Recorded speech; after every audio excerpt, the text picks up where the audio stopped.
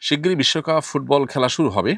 এই খেলাকে কেন্দ্র করে আমাদের সমাজে ব্যাপক উন্মাদনা দেখা যায়।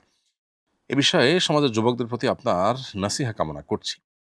ফুটবল বিশ্বকাপ কিংবা ক্রিকেট বিশ্বকাপ বা এই জাতীয় যে ইভেন্ট বা টুর্নামেন্টগুলো হয়ে থাকে, এগুলো জুয়ার আসর সেটি বলার অপেক্ষা রাখে না।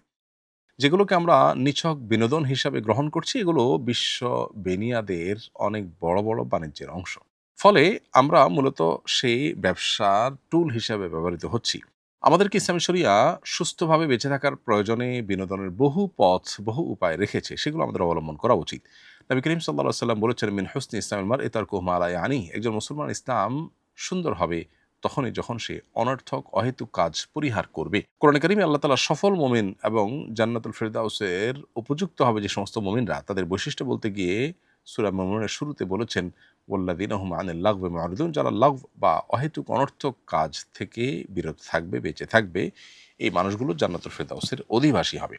সেজন্য এ সমস্ত খেলাধুলাতে মত্ত হয়ে থাকা, এগুলোতে মাশগুল হয়ে থাকা এবং এগুলোর মধ্যে উন্মাদনায় ডুবে থাকা, এটা কোনো মুমিনের সাথে যায় না। একজন মুমিন যিনি আখিরাতে বিশ্বাসী হবেন, একজন ঈমানদার যিনি জান্নাত জাহান্নামে বিশ্বাসী হবেন, তার কাছে জীবনের প্রতিটা মুহূর্ত গুরুত্বপূর্ণ। তিনি সময় নষ্ট করতে পারেন না এভাবে। অন্তত বিনোদনের নামে আরেকজন খেলাধুলা করবে, সেখানে তার লাভ লস নিহিত আছে। এটার পেছনে বহু জুয়া, বহু হারাম বিষয় জড়িত আছে। এই খেলা দেখতে গিয়ে পর্দায় আপনাকে চোখের জেনায় লিপ্ত হতেই হবে। সেটা থেকে বেঁচে থাকার কোনো উপায় নেই। আপনি ইচ্ছাকৃত গুনাহে লিপ্ত হচ্ছেন প্ল্যান করে। আপনি জানেন এদিকে তাকালেই গুনাহ হবে। সেদিকে আপনি তাকাচ্ছেন, অথচ সেদিকে না তাকিয়ে আপনি পারেন। তো এই কাজটি সন্দেহাতীতভাবে নাজায়েজ এবং গুনাহের কথা। এটি বলার অপেক্ষা রাখে না। যে পরিমাণ কর্মঘণ্টা এর ফলে নষ্ট হয়, যে পরিমাণ জুয়ার আসর এখানে বসে, এটা বিশ্ববাসীর জন্য সার্বিক বিচারে ক্ষতিকর, শুধুমাত্র ধর্মীয় বিচারে নয়। অনলাইন অফলাইনে যে পরিমাণে মারামারি হয়, হানাহানি হয়, যে পরিমাণে আপনার রেষারেষি হয়, এমনিতে আমাদের সমাজে ধর্মীয়, রাজনৈতিক নানা কারণে ভেদাভেদের অভাব নেই। আবার খেলাকে ঘিরে আমরা বিভিন্ন দেশের অনুসারী হয়ে, ভাগ হয়ে আপনার গন্ডগোল, ফাসাদ হতে পর্যন্ত দেখা যায়। অনেককে আত্মহত্যা করতে পর্যন্ত দেখা যায়। রাত জেগে খেলা দেখা এবং স্বাস্থ্য ঝুঁকি, পড়াশোনা নষ্ট হওয়া সহ বহুবিধ ক্ষতি এ সমস্ত টুর্নামেন্টের কারণে আমাদের হয়ে থাকে। লাভ যদি আমরা বলি তাহলে অলমোস্ট 0।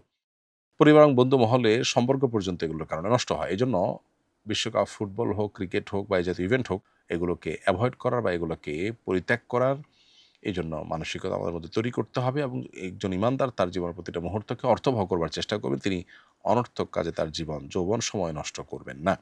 কারণ এগুলো সবগুলোর জন্য আল্লাহর কাছে জবাবদিহি আমাদের করতে হবে, আমাদের জীবন কি আমরা কাটিয়েছি সেজন্য। আসুন্নাহ ফাউন্ডেশন, উম্মার স্বার্থে সুন্নাহর সাথে।